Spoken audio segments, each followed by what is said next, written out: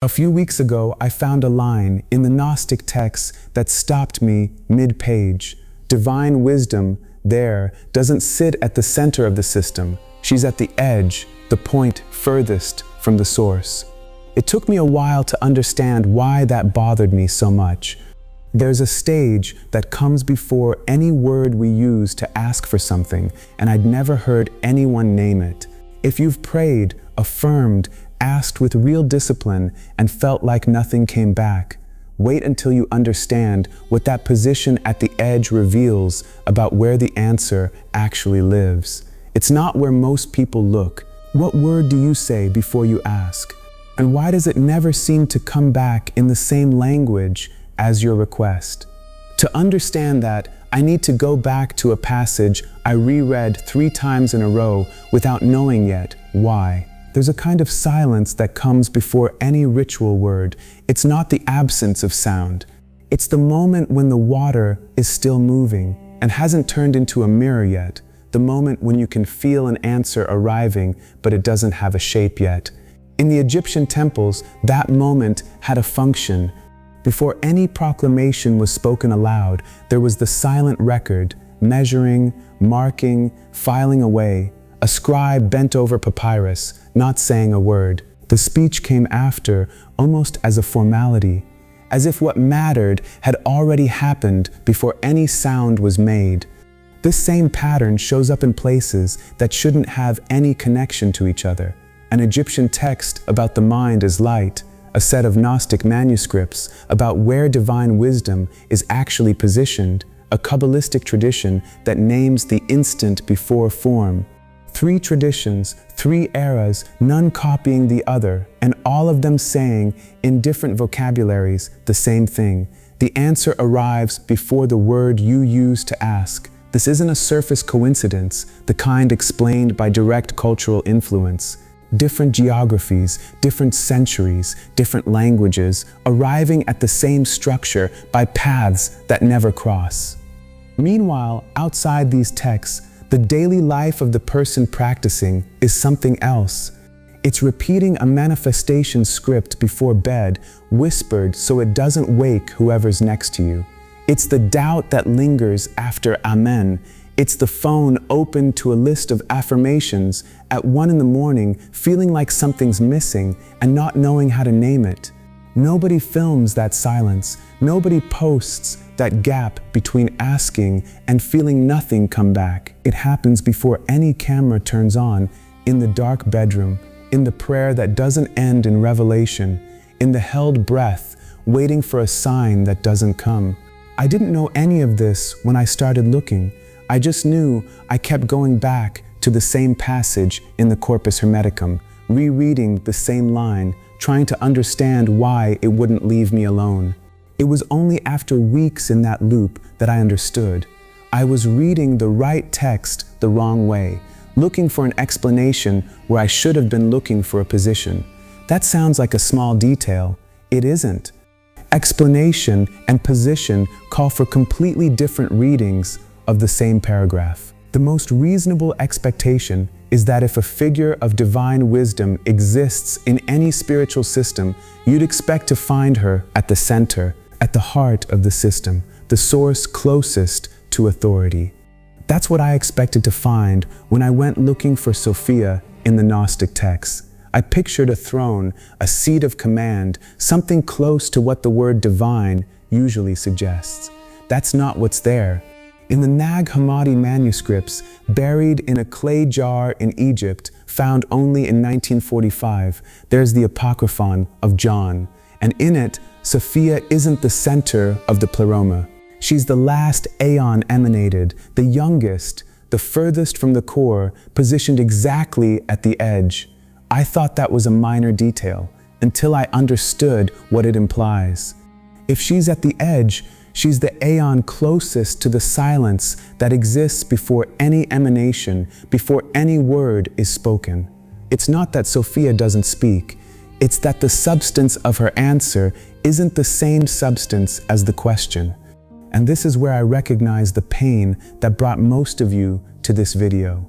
You pray, you ask, you affirm, and you feel like nothing answers. You start thinking the problem is you, that maybe you're spiritually deaf, unable to recognize what everyone else seems to recognize. You've tried manifestation scripts, repeated mantras, affirmation journaling before bed, and you keep not feeling any clear confirmation, no chill down your spine, no sign, nothing you can point to and say, that was it. You start thinking maybe you just don't have the gift other people seem to have. I know people who switch methods every couple of months. They drop the mantra, try a vision board, try structured prayer, try gratitude in advance. They change the technique, thinking the problem is the tool. It's never the tool. It's not deafness. It's waiting for the wrong answer in the wrong language. And nobody ever told you there was a different language to look for.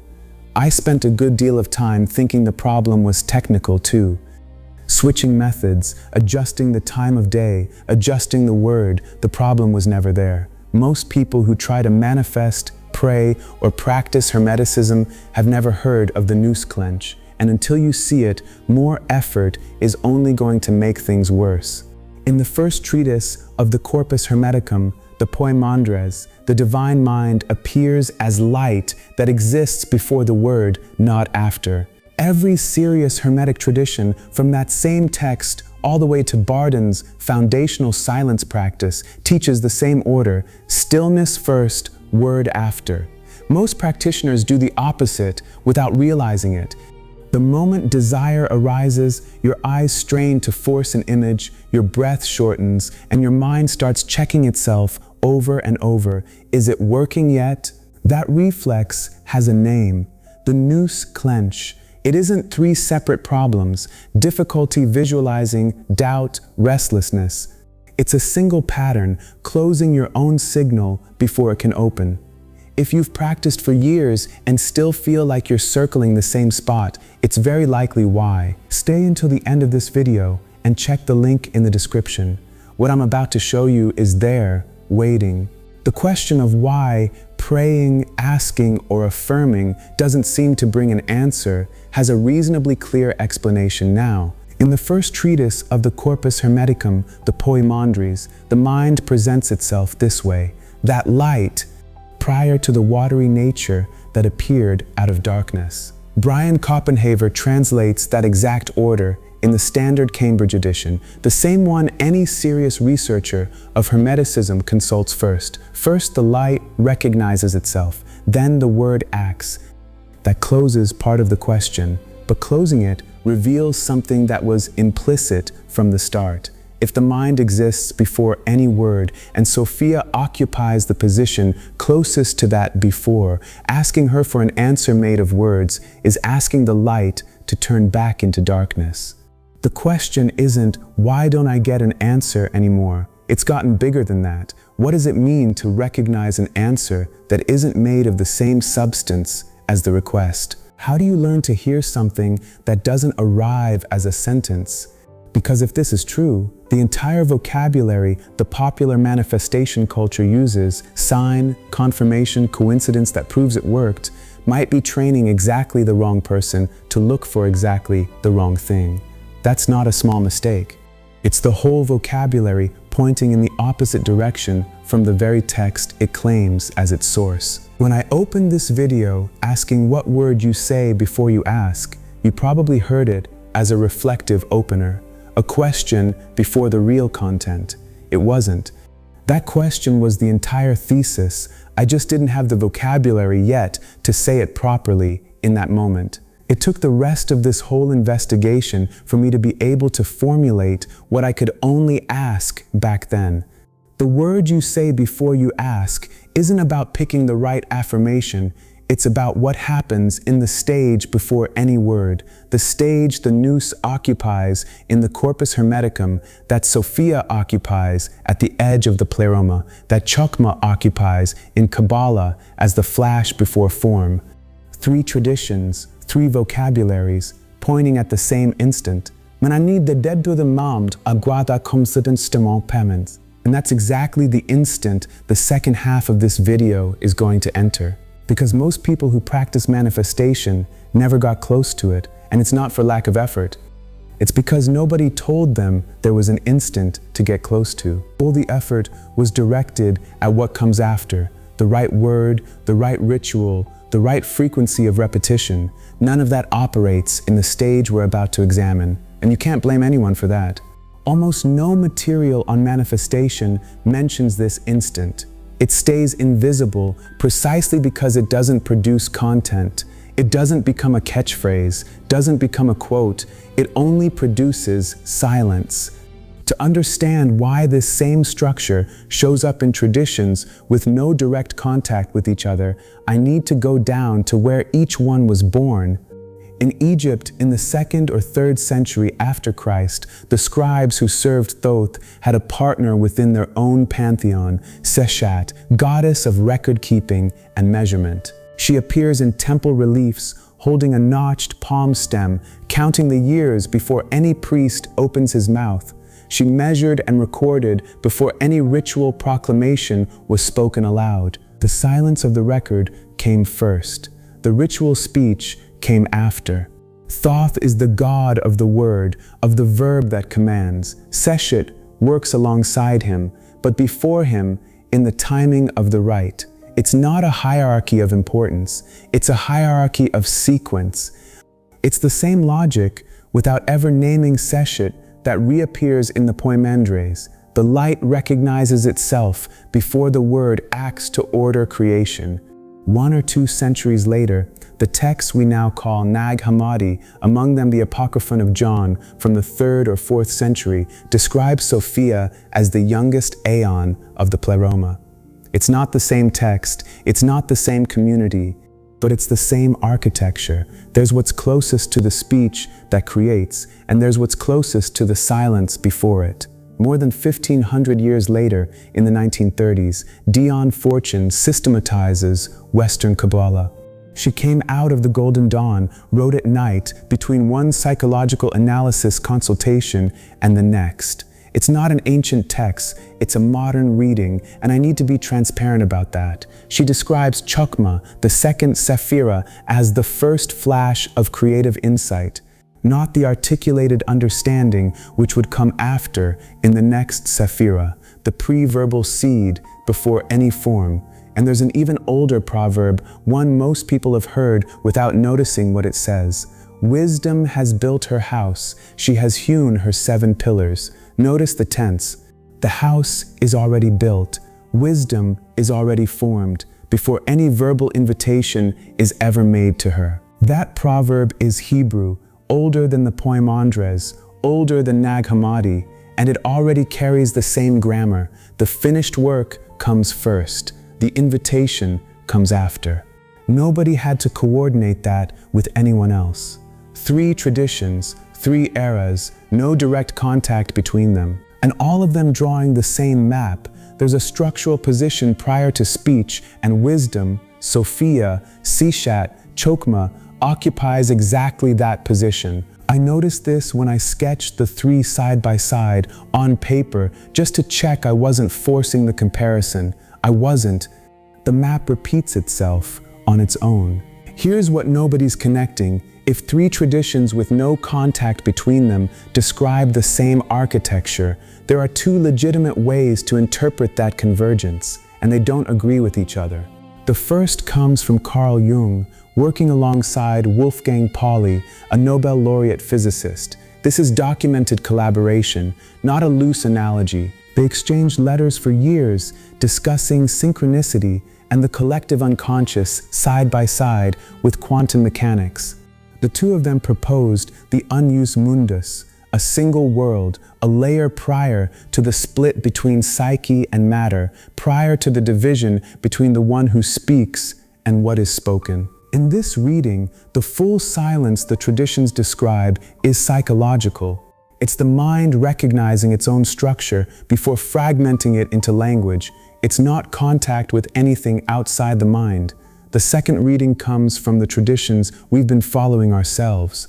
For the Corpus Hermeticum, the light prior to darkness is the Nous, divine mind, not human mind. For the Gnostic texts, Sophia at the edge of the Pleroma is a real position within a cosmology, not a metaphor for a psychic process. In this second reading, recognizing the full silence isn't internal integration, it's proximity to something that exists outside the mind that recognizes it. Notice that neither reading requires blind faith. Jung built his on decades of clinical cases. The Hermetic and Gnostic traditions built theirs on centuries of recorded practice. Both are serious, they just point in different directions. The two readings can't both be right in the same sense at the same time. One treats the silence as a psychological event. The other treats it as a metaphysical event. And here I need to be honest with you, Jung's reading is psychological. It's not scientific validation of Hermeticism. I won't pretend it is, and that bothers me in a productive way because most videos in this niche erase that distinction on purpose, just to sound more convincing. What the clash between the two readings reveals isn't which one is right. It's that any serious practice with this silence requires you to know which of the two is operating when you recognize it. In practice, this changes what you do after you recognize the silence. If it's psychological, you integrate it and move on. If it's metaphysical, you pay attention because something outside just answered. The argument so far has documented a pattern: people who pray, ask, affirm with real discipline and keep feeling no response at all. The dominant model in manifestation spirituality blames the wrong technique, blocked energy, insufficient faith, a ritual step done out of order. That model doesn't explain why increasing the intention, repeating more times, forcing more conviction, none of it changes the outcome. If it were a matter of effort, the effort would have already solved it. The engine isn't technique, it's an expectation about language. Every person who asks and doesn't feel an answer is, without realizing it, expecting a response made of the same substance as the request. Another sentence, another sign, something they can name and repeat afterward as proof it worked. And that never comes because the entire tradition we're following says the opposite from the start. The answer arrives before the word, not after it, and it isn't made of words. Most channels in this niche treat hearing divine wisdom as receiving a sign, a number that repeats, a feather on the ground, a song playing at just the right moment. My reading of the Poimandres suggests the opposite. You don't get a sentence back. You get the absence of noise where doubt used to be. You'll probably recognize this as you hear it. I only recognized it weeks after I already knew the text by heart. Memorizing the line isn't the same as recognizing what it describes. It took me a while to understand those were two different things. What the three traditions do, looked at closely, isn't just agree that a stage exists before the word. They describe that stage with the same verb in three different languages. Recognize. The Nous recognizes itself before it acts. Sophia, at the edge of the Pleroma, occupies the position of recognizing what comes before any emanation. Chokmah is described as the flash, sudden recognition, not slow construction. None of the three traditions describes a process of constructing the answer.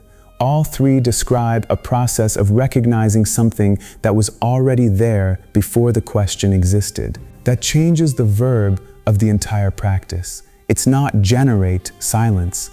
It's recognize a silence the question itself was covering up. Here's what this changes in everything said so far. The convergence between the traditions isn't just structural, it's functional. All three are describing the same mental act, just under different names in different centuries. And one shared verb across three traditions with no direct contact weighs more than three similar sounding metaphors. A metaphor can invent itself alone. A repeated verb can't. But recognizing isn't abstract. Franz Bardon, in the first step of initiation into Hermetics describes thought control as a prerequisite before any ritual word, not as philosophy, as training, something you practice seated, eyes closed, a stopwatch beside you. And this is where the difference gets concrete. There are two silences that look identical from the outside and are completely different on the inside. There's the empty silence, the simple absence of sound, where the mind keeps spinning, waiting, checking whether it worked yet. And there's the full silence, where the waiting has stopped existing. Not because an answer arrived as a sentence, because the question that generated the waiting isn't there anymore. The difference between the two isn't explained, it's practiced. Say the word or the request once, then sit in deliberate silence for 60 seconds. Don't repeat it.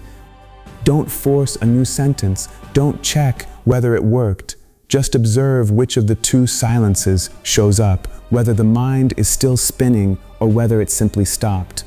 What looked in the first layer like a convergence between ancient texts is, in this layer, an event you can recognize in your own body in under a minute. The first time I tried it, I thought I'd done it wrong. Nothing came, no light, no sense of contact.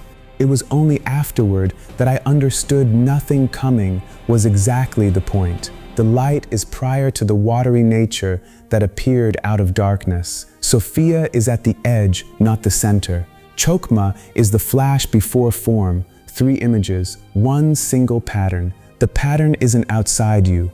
It's in the stage that comes before any word you use to ask. It's not technique, it's not blocked energy, it's not insufficient faith, it's not luck. It's the substance the answer is made of, and that substance doesn't change because you speak louder.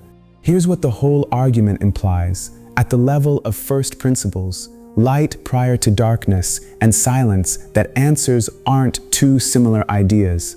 They're the same experience, described in 2 different vocabularies, one optical, one acoustic, for the same thing, whatever exists before anything is produced. When I read that light, prior to the watery nature that appeared out of darkness, most people read it as abstract metaphysics. For me, it means something practical. There's a stage of the mind that comes before any word you use to ask, pray, or affirm. And that's exactly where the tradition positions Sophia, not after your question, but before it. My thesis is this: the word you say before you ask matters more than the request itself. Because that word is what determines whether you'll recognize Sophia's answer as full silence or empty silence. There's no shortcut for that stage, no technique that replaces it. On the night I understood this, I didn't have any new technique. I just had the dark room, the same old sentence on the tip of my tongue, and the exhaustion of repeating it without feeling anything come back. I just stopped saying the affirmation out loud. I went quiet before saying anything at all. I couldn't tell you how long that silence lasted. I wasn't counting. No sentence came. Something just stopped, being missing. That was the first time I recognized the difference between the 2 silences I've been talking about. And since that night, I've gone back to the Apocryphon of John, looking not for Sophia's fall, but for where she's positioned. That changed the question I bring to the texts. Not, what does this mean anymore, but where exactly is this positioned and what comes before it? It's a smaller question, but pays off more. If this kind of investigation, crossing Hermeticism, Gnosticism, Kabbalah, and analytical psychology in search of the same pattern, without forcing any source to say more than it says, is the kind of work you want to keep receiving. The channel publishes a new video every week with that exact commitment. The subscribe button is the address. Feel free. So what we've seen today is that the real block isn't a lack of Hermetic knowledge. It's the nous clench, forcing the word before the silence has done its work. I spent months turning this into a complete system, built directly from the Corpus Hermeticum, from Bardon's initiation into Hermetics, and from the documented correspondence between Jung and Pauli about the unus mundus. The result is the Poimandres code, the nous clench trilogy, 3 guides. The first traces the clench back to Corpus Hermeticum, Book 1, Section 6, and shows exactly where it's operating inside your own practice. The second hands you Bardon's own Step 1, transformed into a 3-step Poimandres protocol you return to before any word. And the third shows what becomes possible when silence, not force, is what you offer first. All 3 live inside Nous, one continuous system, accessible from any device. The link is in the description of this video. If what we covered today resonates, that's not a coincidence. It's the tradition pointing to the step that was always there, waiting. There's a line in that same Poimandres I deliberately didn't touch today, the one that describes the exact instant the Logos is born from the Nous, when the light that recognized itself finally decides to become word. If today's video was about the silence before speech, the next one is about what happens in the second that speech is born from it, and what changes when you understand that birth as a choice, not as a reflex.